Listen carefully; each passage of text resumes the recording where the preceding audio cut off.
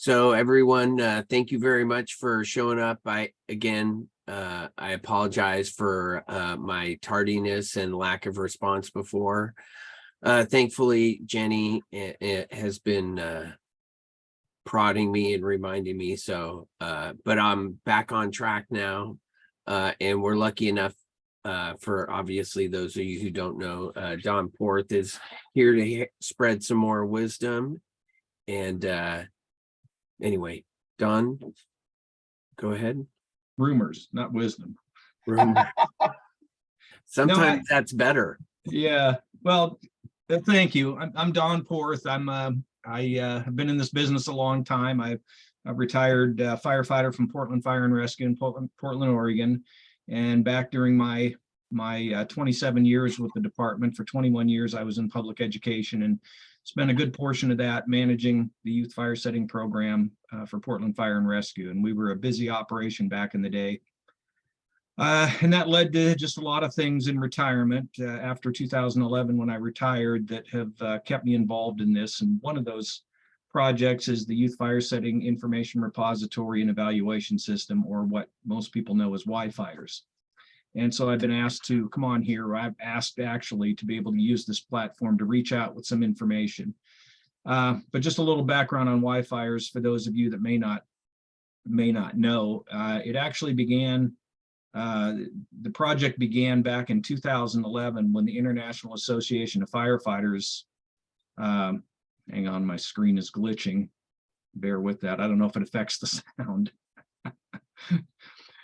Back in 2011, the IAFF applied for a Fire Act grant to do what I would describe as a feasibility study on the reporting of youth fire setting in the nation. And the hypothesis was that it was underreported.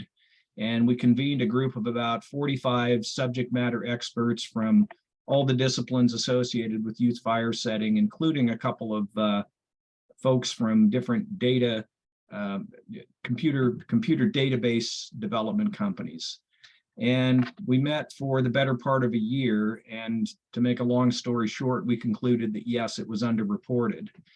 The IFF then got another grant, and we really looked at what's the solution to that. Are there systems out there? Can we refine NFIRS to make it work better? Can we utilize other existing data systems, the law enforcement data system and other things? And again, to make a long story short, the answer was no. Nothing else was really going to serve the need. And one of those needs was to serve more than just an individual discipline like the fire service or law enforcement or otherwise. So one of the problems with NFIRS is only the fire service can enter data into it. One of the problems with LEDS, the law enforcement data system, is that only law enforcement can put into it. So there wasn't really anything that opened it up. And one thing we found from YFires registered users is that only 83% are fire departments. The other 17% are other disciplines that were, prior to this, not having their perspective entered into the big picture of youth fire setting intervention.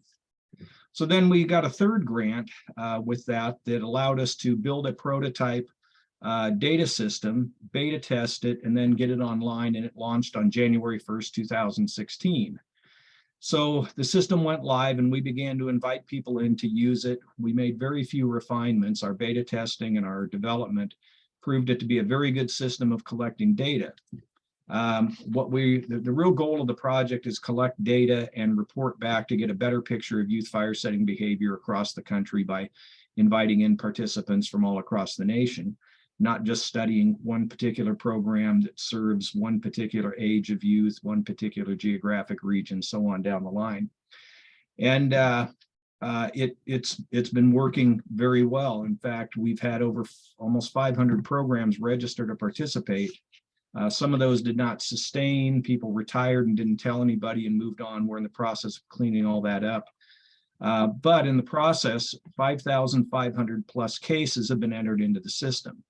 And never before on the planet Earth, anywhere, any country, any place, anyhow, any way, any why, has a body of information like that ever been collected. And the trouble is we haven't really had a good opportunity to explore that data. And the reasons are a little bit complicated, but to put it in simple terms, The IAFF, while they were an incredible instrument in developing this system, they were not well equipped to be the caretaker of it in the long term. And they have a lot of bureaucracy. It was, a lot of things were real difficult to manage through that. They finally managed to point us in the direction of another caretaker that was the Burn Prevention Network out of Pennsylvania. The Burn Prevention Network had some different ideas on how YFires might work or operate, and decided that it was appropriate to have a fee for use. So any user was going to have to pay a fee in order to participate in the system. Now, that was contrary to what those of us that came through all the development really believed was appropriate for this system. In fact, from the beginning, we felt this was established, built, and set up on the public dollar, and it needed to remain a public asset. Because we also know, and myself in particular, knowing the fire service world, this is not a place to try to make profit. It's not how these programs work. So our time, a little over a year with Burn Prevention Network, didn't work. It wasn't working for the system. Users were getting concerned. There were a lot of problems involved.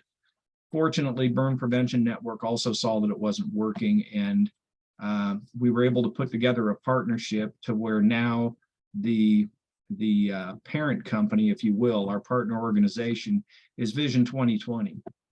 And Steve Hurstich came to the rescue and negotiated a deal to bring it over to Vision 2020 as a task group under Vision 2020. And so now we're in the process of kind of doing damage control and getting back out in touch with people. So that's kind of the reason I'm here today, is to say, first of all, there is not going to be any fee for service.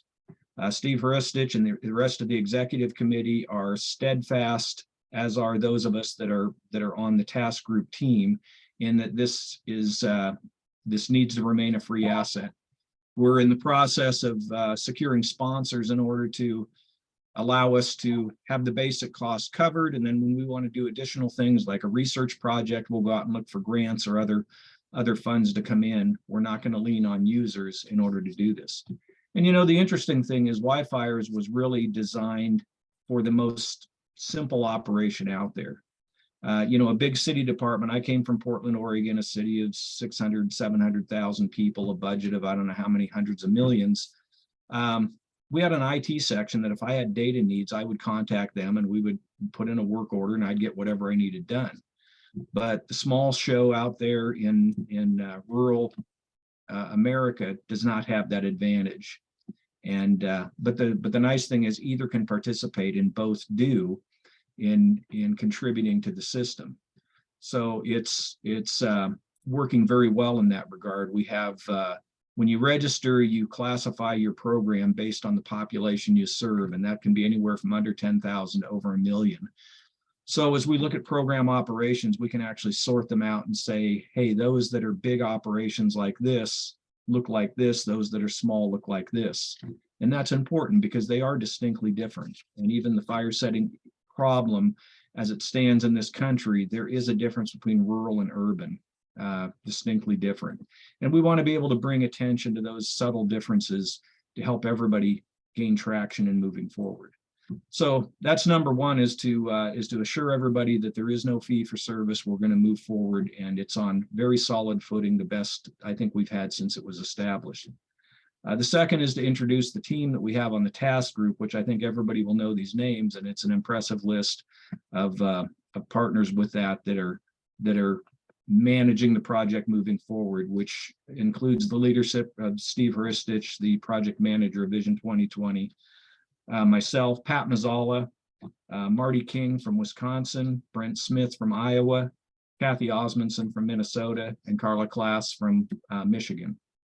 So we'll be the people that are kind of overseeing and moving the direction, but also we're going to be the eyes and the ears out to the nation to find the input, to bring it in, to do the things that are going to be useful to those of you that are out there. And that includes, I think one of the things we want to do is utilize the YFires.com website as a more effective means of bringing us together, to posting information. A forum like this is good in the moment, but we want something that's going to have sustainable resources that people can access anytime. and that they can contribute to and otherwise put those to use. That really doesn't exist in a universal let me say nonpartisan, and I say partisan in that a lot of programs have a website, but it's about how their program operates. We don't want to take a side, so to speak. We want to be generic in what we represent, but we want to represent best practice, not a particular model. And to that end, also through our partnership with Vision 2020, in the upcoming symposium in February of 2024, there will be a specific component on youth fire setting. We're just working out what that'll be. And we'd love to have people come and participate and be a part of that, and then grow that as a specific segment of the fire problem that we can work on. And that'll really be a great opportunity to gather input, provide feedback. And we're actually looking for programs to submit proposals on best practice that they can come and present. We want to have a couple of different programs that we can showcase and use those to create discussion around those.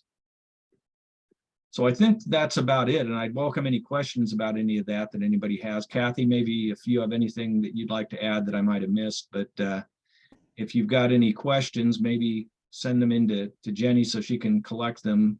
So if I'm needing to talk, I don't try to read, write, talk, and answer all at the same time. That's just a lot of trouble. But Kathy, did you have anything you wanted to add? No, I think you covered it really well, Don.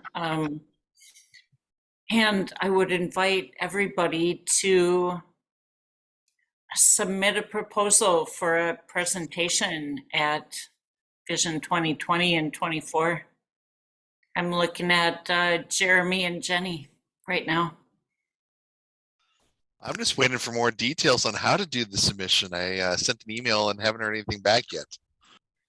There is the window of application is this month. It ends at the end of the month.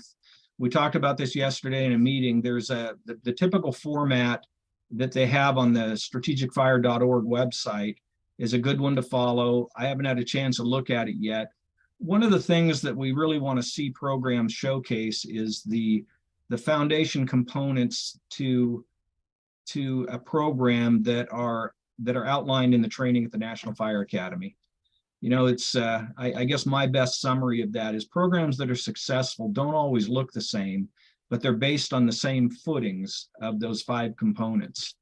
And if you cover those, or if your program is struggling, and I've had many calls over the years, you know, things aren't working well or this or that, I like to look to those different components to find out where the weak link is.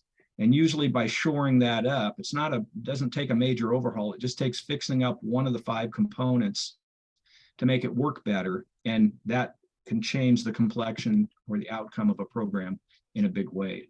So those are things that really tell the story of a successful program, not that it sees kids of this age or, you know, targets this kind of thing or does that, but how are they utilizing those elements with success? That's what we want to share out to others. Well, and I think to dovetail onto that, Don, support from the top is really important.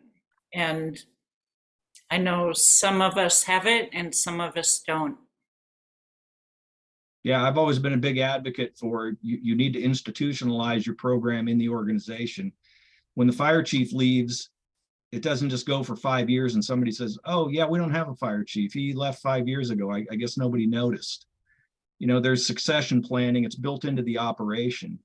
Youth fire setting programs often do not have that.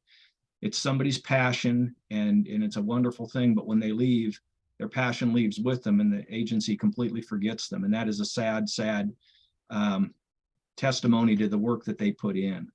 But if it's in general orders, operational procedures, guidelines, whatever they're called within a department, and that position is now vacant, it should be noticed. And that's the opportunity for it to be fixed.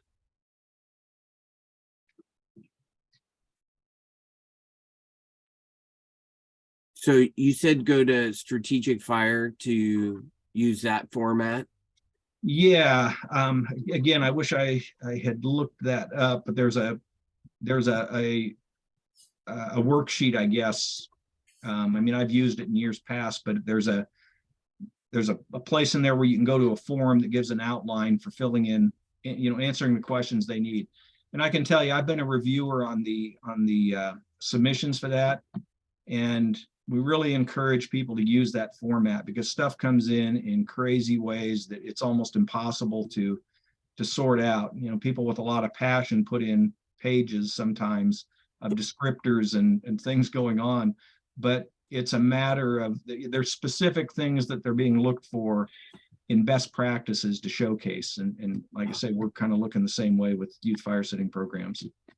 It may be that we'll come up with maybe a supplemental form or something. We'll try to circulate it around with the email list you guys have for this particular group. That's a lot of outreach opportunity there. So we'll be looking at that. I've got a whole page of notes from yesterday that I'm trying to sort out. I wanted to just mention, if you guys are looking at a clearinghouse for things, please let me know. I have my resources that are on my personal Google that I'd be happy to, share things that we've collected from all over the United States that I can share if you guys are interested. So if you get to that point, let me know. And Absolutely, Jenny. Thank you. The last month or so, there've been a couple things on CRRnet where people looking for an intake form for a program. We developed one years ago for YFires specifically, because if you're going to put information in, to have a paper form you might take to a scene is a pretty handy thing to have. Just a second, I'll wait till my computer stops burping. And I can't stand to look at myself when it does that. I don't know why it does that. But anyway, to have that worksheet on paper, so maybe you have it in the field and you fill in the blanks. There was a program that translated it to Spanish and shared that with me. And I said, man, that is amazing. Can I put that on our website so that if anybody else needs that, it's already done? They said yes. So there it is today. Recently, there was an introductory letter to a program to say the parents are caregivers. And Ellis Thompson Ellis, she posted something, and I looked at that and I thought, man, that is fantastic. That is so well put. I asked her if we could make a template of that so that anybody could access and use it. She said, absolutely. So those are on the YFires website, and that's the kind of stuff we're looking for. So yeah, maybe we should get together on those things. And again, it's just like YFires. It is not specific to any interview forms that are out there. And that can be a challenge to make something that's one size fits all, but I think we've been able to do that. And there's benefits to all the forms. We're not really looking to say this one is better than that one. You should use this, you shouldn't use that. You should use it, you should understand it, and you should use it as it was designed and is appropriate for its application. That's what you should do. So to provide examples of different things, as opposed to a recommendation that this is the what to do. And we'll even say that about data collection. It's not about using YFires, but if you're going to collect data, collect it on the same type of terms. And we've submitted those data elements to NFPA 1030, the revision of NFPA 1035, the standard, under Program Manager, in order to encourage people to A, collect data, and B, collect it in a way and on a platform that we can compare. Because just in very simple terms, if one program says collects information on gender and they have two choices, male or female, and then one over here has three choices, male, female, and transgender, you can't compare the two anymore. It's just that simple. So standardizing what you collect, regardless of whether it's on paper, in a spreadsheet, in a computer system, or in YFires, that's what's important, because that's what allows us all to come together and share data, and then we can learn. We have that issue where I am, just in terms of data collection, different people coming up with different things. And now we have 4 different systems and you can't just blend them together. It's like each one you have to go through, and it's just such a train wreck. So yeah, thank you. That's good. And the flip side of that is something like YFires, where you take the first item ignited, and if you look at their system, I think there's 156 choices. 156 choices. Maybe it's not first item ignited, it's It's ignition source. And there's things like combustible too close to heat source, and then there's heat source too close to combustible. You know, it's like, what are we really trying to figure out here? And does that help us, you know, forcing people to, you know, to think one against the other like that, and probably half the time make the wrong choice. So again, with YFires, we've tried to pare that down to say, you know, what is important? When you think of the ignition, you know, the ignition source, you know, there are different kinds of lighters, for example. There's disposable lighters, there's multi-purpose lighters, and there's novelty lighters. And yes, we thought it was important to distinguish which type of lighter in that case. Was it important, a cardboard match or a stick match? No, we didn't look at that as being an important distinction. So there's things like that we've tried to make more practical than something like NFIRS would, so that we can make better sense. And really our goal is to tell a story of kids misusing fire. So we can, if we understand it, we can be more proactive about defeating the behavior, but we have to understand the thinking errors and the methods that cause it to take place in order to intervene upstream from it and not just deal with it as an intervention. Plus with inputting data, right? People don't want ridiculous things to fill out. I mean, when they come back from a call at 3 o'clock in the morning and someone's filling it out, they're just going to click whatever, so it's not read anymore and they could submit it. You know, so to have data that's actually useful and helpful, yeah, that's way better. And that's another one of the benefits of YFires. So NFIRS is intended to be quantitative. In other words, in theory, NFIRS should account for every fire that occurs in the nation with the cause. Now, we know that doesn't necessarily happen, and it doesn't happen cleanly, but that's a huge ask of anything. So think of it as a river that's wide and shallow. YFires, because it only utilizes people that are specifically involved in youth fire setting intervention. We don't want the uninformed fire officer who's going to fill out the report in the middle of the night and doesn't care, just wants to go to bed. We don't want that. We want the people that are involved in this behavior and understand it and can answer the questions thoroughly. So we end up with a qualitative system, and think of it as a river that's more narrow, but it's much deeper. And so we can extrapolate just like NFPA does. NFIRS, it's an interesting thing. NFIRS participated in the development of YFires. And we asked the specific question, what's the percentage of fire departments that participate in NFIRS? Because we know everybody doesn't. And the answer was 75% of the population of this country is represented in NFIRS.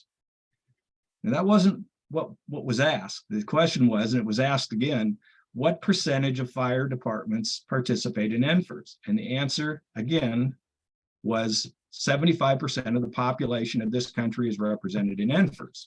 So clearly they weren't going to answer that question. And I believe the answer is probably about 50% participate.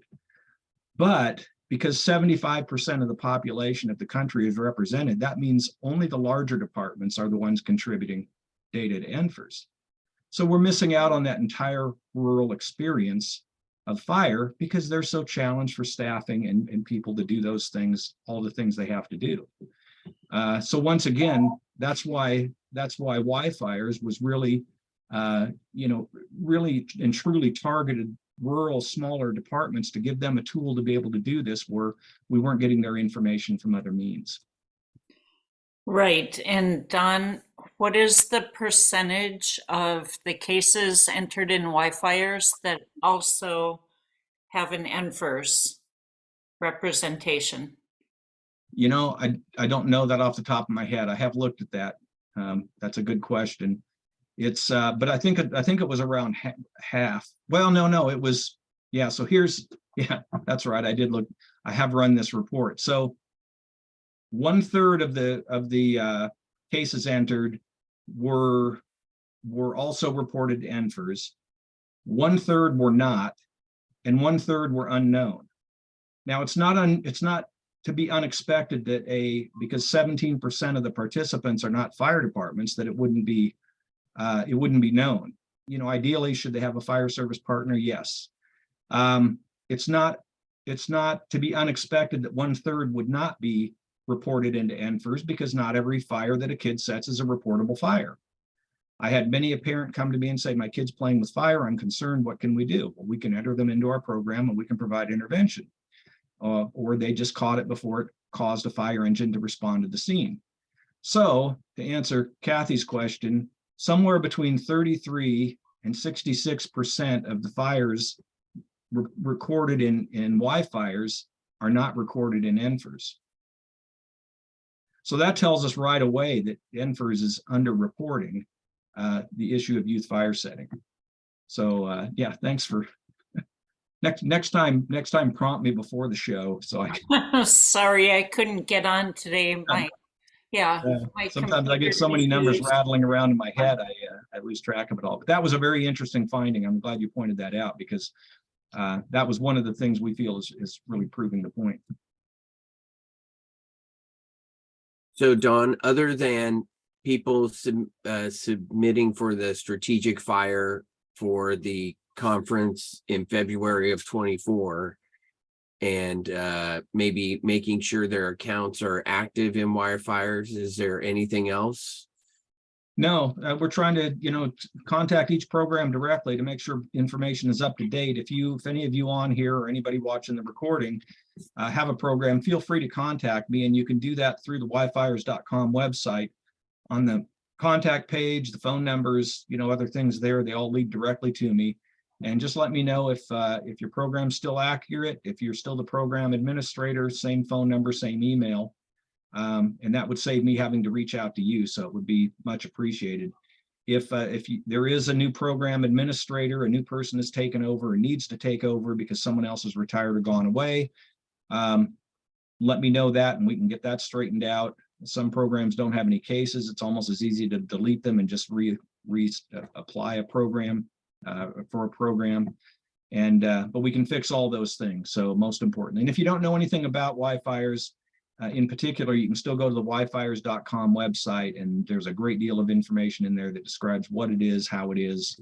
And if you really want to get into the system and try it before you sign up, you're welcome to do that. Contact me. We can set you up in a dummy program that we have, and you can go in and look it over and see what you think before you commit. It's all very simple, and it's intended to encourage participation, to get input of quality information, and then bring that information out to everyone to benefit us all as we deal with this issue.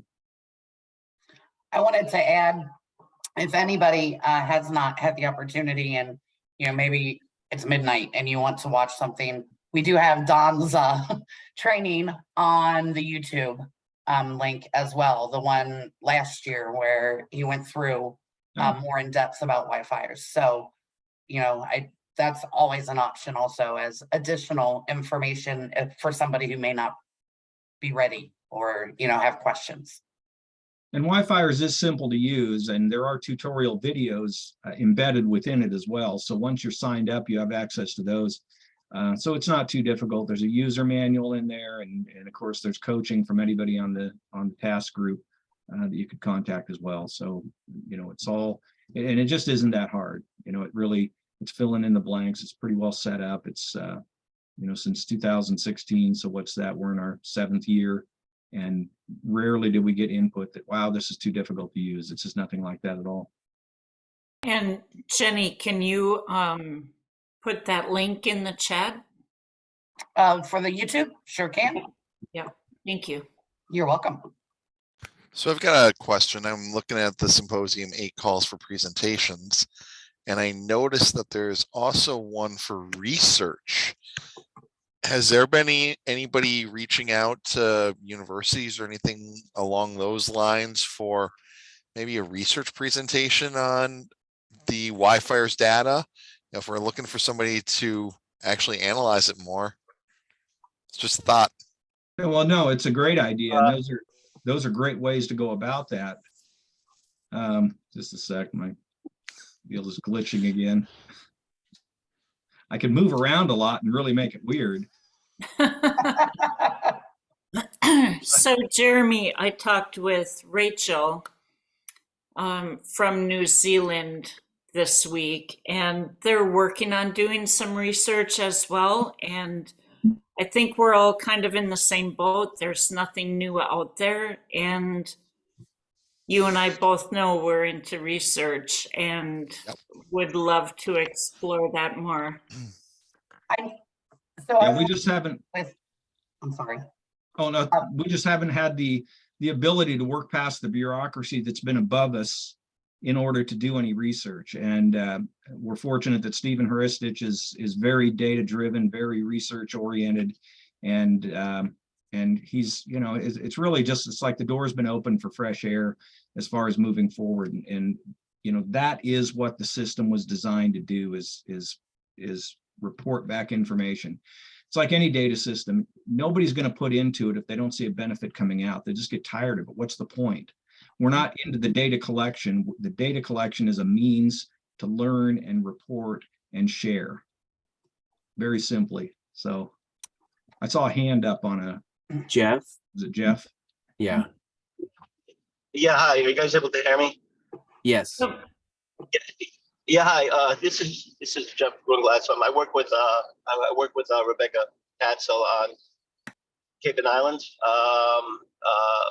youth fire setting. I just wanted to offer up to Jeremy. I am faculty at Boston University, so I am an academic researcher. So if you guys need an extra hand or want any help, I have a PhD in research, so I'm happy to help out if you guys are looking for contributors. Kathy's writing your information down right now. That's awesome. Thank you, Jeff. Let's Yeah, see, I did write your information down, and I'll definitely get in touch with you. And when I taught a 6-day YFPI Fire Academy class in Pennsylvania, we had Abraxas come and bring some kids, and there are a couple of researchers there who I've also been in contact with, and Jeremy and Jenny will have to, and Don too, everybody, we can talk offline. I'm just interested in getting some new information out there, because when you Google youth fire setting, nothing really comes up. Nothing's happened since early 90s. So I agree. And I was mentioning, I had a meeting with the YFire board. I'm a friend of the board, and Carla is there, and Joanna and Rachel, and then Anne. They have been working on a referral mechanism, pretty much for doctors or staff outside the fire service, to make it easy, so that then that could get sent in, and then it could get distributed to fire departments. And they were talking about some research. I'm not in that group. I'm their minion. you are too. No, I swear I'm kind of taking what they want and making it more user friendly for people who are not as academically minded. So that's how they pulled me in. And of course, you know, I don't know how to say no. So That is true. But regarding research, I wouldn't discount things that have been done in the past, even if they've been sometime in the past. You know, good research is good research.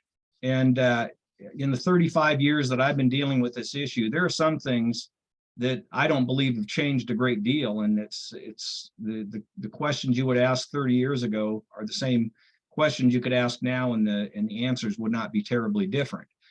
What you do need to watch for in research is most of the time they're limited to a very specific body of research participants, adolescents in a group home, or you know, teenage girls in the state of Massachusetts, or this, that, or the other thing.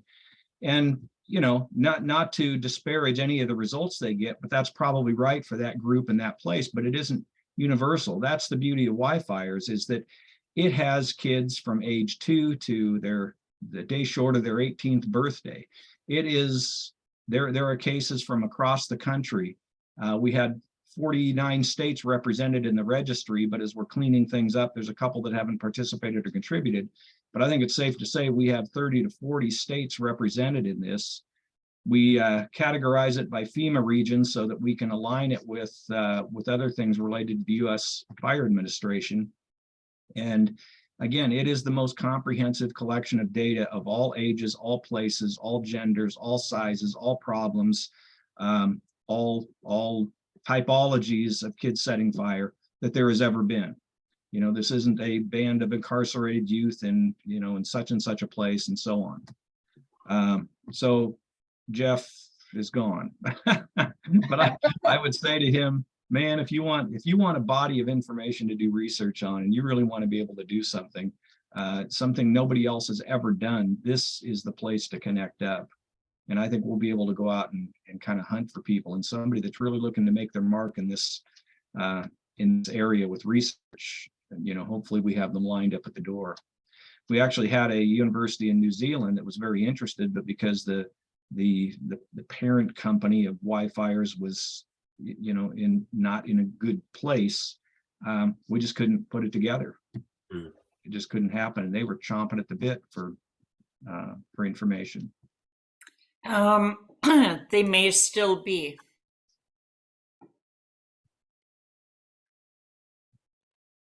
So anyway, that's really all I have, unless there's any other questions. But I really appreciate the opportunity, even though it's a small group. You know, share it along. Again, refer people to the YFires.com website, or for more information. You know, I'm always happy to talk with anybody, and just do the good work out there. That's all. I'll end up sending out an email again to everyone, and I'll include Jenny's link for the YouTube page so people have that, and then I'll include the YFires as well as the strategic fire. And I might try breaking up the email groups to be smaller so I get less kickbacks. We didn't get a horrible amount this time. No, actually, I was pretty amazed. I fixed a lot of the emails. Oh, thank you so much. Oh, that's an ongoing task. Thank you, Jenny. Yeah. Yeah, Don, I do think I will be emailing you, because I think Rich is still slated as our administrator for Ohio. Yeah, I think he is. And so I'll have to get you my email address. Sure. Because we have some new employees who I can't get signed in right now. So I definitely need to get, you know. Yeah, our assuming program. the address and things like that are the same, you know, Okay. really just need name, phone number, and email address, and I can change those. If we get into some of the other things, I've got to take it to our service provider, but most of it I can do. So if you email me that stuff, then I can do that and get it going. Okay. Does anyone else have anything they'd like to discuss?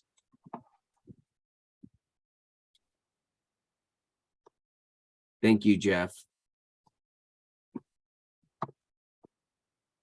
I am patiently waiting for my IFSTA youth fire setting book to arrive. So I'm very excited. There's a link to that book now on the YFires website for those that want to. If you're not aware, IFSTA, or Fire Protection Publications, just published a textbook called Youth Fire Setting Prevention and Intervention. And it was intended to be a companion book to the revised NFA course. And so it follows along, and it's commonized the terminology and the concepts and things, which is great. It also falls in line with NFPA standard 1030 that's slated to be out someday. And it also matches up to the Resource One, the IFSTA Resource One introductory course. There's a 1-hour course through Resource One that walks you through some of the basics for those that are just brand new to this. And you're very humble, Don. Don wrote the book. I've got a copy right over here. Yeah, I did write the book, and it was a chore, but it's good to have it done and have it match these other things. And then the one other thing that IFSTA and Fire Protection Publications are doing is making it a standalone curriculum. And we just met here a month or two ago about putting together a test bank of questions, and I believe it will be able to be, you'll be able to get a certification through IFSAC or Pro Board by completing the course and it's completing the test and all those things. I don't know how that's going to work, but that's the big picture of what it's going to do. So now it brings another option for those that are away from the East Coast or have other limitations about getting to the National Fire Academy or may not be able to manage it to arrange a field course from the NFA. I just want to follow up on that. Are pretty much all the questions then going to be based on that NFPA or that NFA curriculum?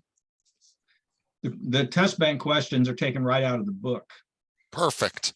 Yeah, no, they're Perfect. Thank you. we spent 2 days laboring over 500 questions out of a book, and you want a crazy maker? I will tell you.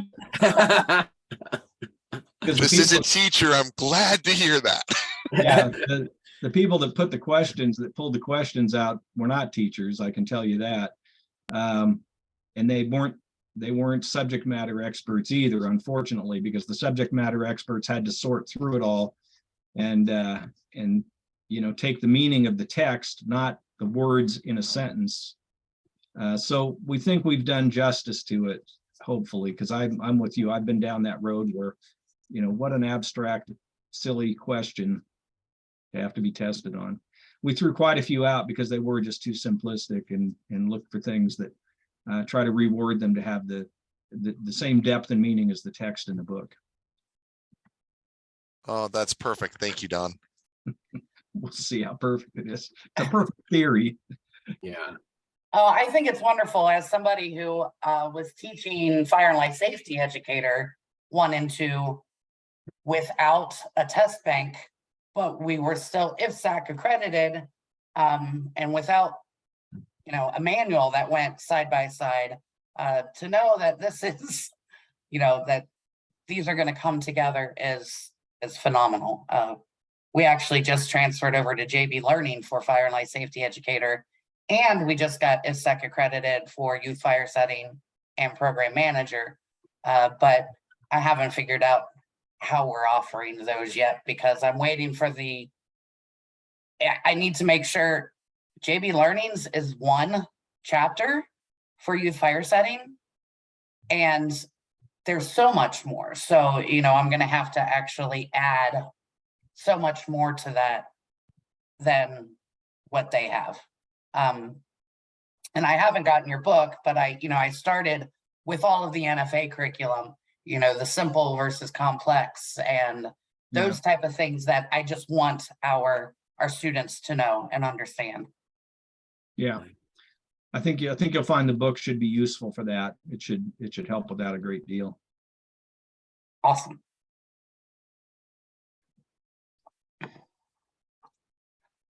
Anybody else have anything? I'm very thankful, for you to come, Don. It was nice to speak with you and Jenny the last week, and I think it'll work out really well. I'll try, like I said, I'll try just to send out some stuff and hopefully everyone will get it. And then hopefully we'll have more people at the next meeting. I'll send out an invite sooner for that one. Hey, Scott, if you just give me until tomorrow and I'll take the thing that we have, the Excel spreadsheet, and I'll go ahead and break it into smaller groups so you can grab them and put them. I cannot tell you how thankful I am just to know you, Jenny.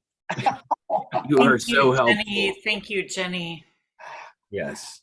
It won't take me long at all to do, so I can do that and make it easier for you. Oh yeah, that's super nice. I'm going to work tomorrow and I'll be there till I think next Wednesday or Thursday. So I'll get it whenever you do it. I'll get it out sometime during that point. Okay. That works. Oh, someone just purchased your book. Bingo. Yeah. I was hired on a contract. I get no royalties, so it doesn't matter to me, but it's just good. Darn it. I'm getting out there. Yeah, Rebecca just bought it, so Yeah. maybe maybe I'll send the link out for that too, just so people have it. I think that's a great idea. We'll make it mandatory reading. Although you don't get royalties, so I don't know. That could make me a hated person. But we'll try. I've always tried to be an attendee of this, just to keep on the pulse of things and hear what people have to say. And we'll make a concerted effort to have, one of our task group members here, so that we can not only share new developments and things as they come along, but also try to harvest input for what the community of this work has needs for. Yeah, that's phenomenal. I was thinking for a future training as we go along, it would be nice. I know not everybody has the opportunity like I have to go to NFA every time they update something.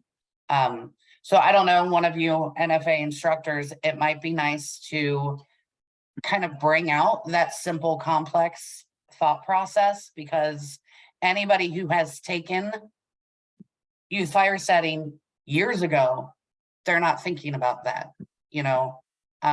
They may not even be thinking about the 5 typologies, that we can, as far as motivation for fire. So I just want to throw that out there for, something, just kind of an update maybe, or. It sounds, Jenny, like back to the basics. Yeah, absolutely. And, for many people, it might be the first time that they've ever heard some of this terminology if they haven't been to the National Fire Academy. And so I think it's a great opportunity. And sorry, Scott, if I'm stepping on your toes or anything, but you can never step on my toes. I think it's a great opportunity to actually get more people in here and people who are already trained, and just update us. One of the most difficult parts of the NFA course revision, the book and everything was coming to terms with these different bits of jargon or terminology and putting them in common terms. So things like typology is different from motivation. And that's completely different than the different terms that forms use at the conclusion of what they are, which are not necessarily one or the other, but the industry uses them that way.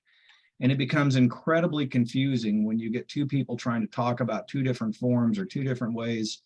There's words that were overused, like referral. There's referrals to a program, referrals from a program, and all this stuff gets so jumbled up that one person saying it, talking about referrals, doesn't realize the person they're talking to is interpreting that as different.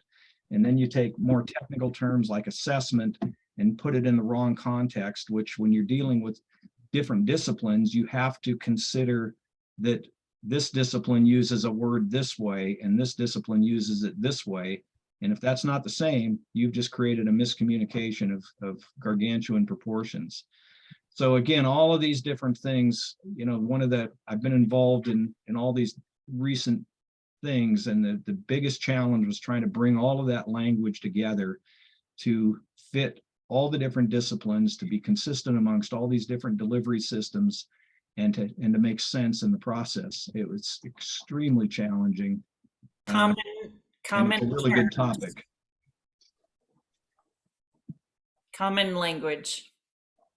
Yeah, that's super helpful. That's a good point. Thank you, Don. So I will at some point next week send out an email, or maybe a couple, with some links and to the correct email addresses this time. And then if I heard correctly, maybe we'll have Kathy speak the next time, giving a little update. Did I misread that? Kathy's like, oh, me? I don't.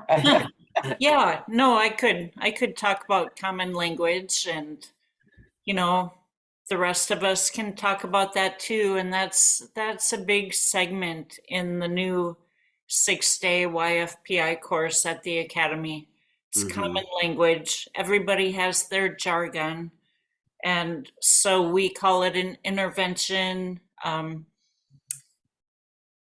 Law enforcement may call it a diversion, and mental health may call it something else, but we need to have our terms correct. Yeah, that's actually a really good point. Yeah, we do. Sometimes I just take it for granted. But Yeah, Okay. I mean, I think that would be phenomenal, Kathy, if you could do that. I mean, it gives you a couple months. I think, because we do it every other month, to kind of, I officially accept. I would love to. And on a side note, since we have a small group here, I went for my annual physical today and my blood pressure was 116/70.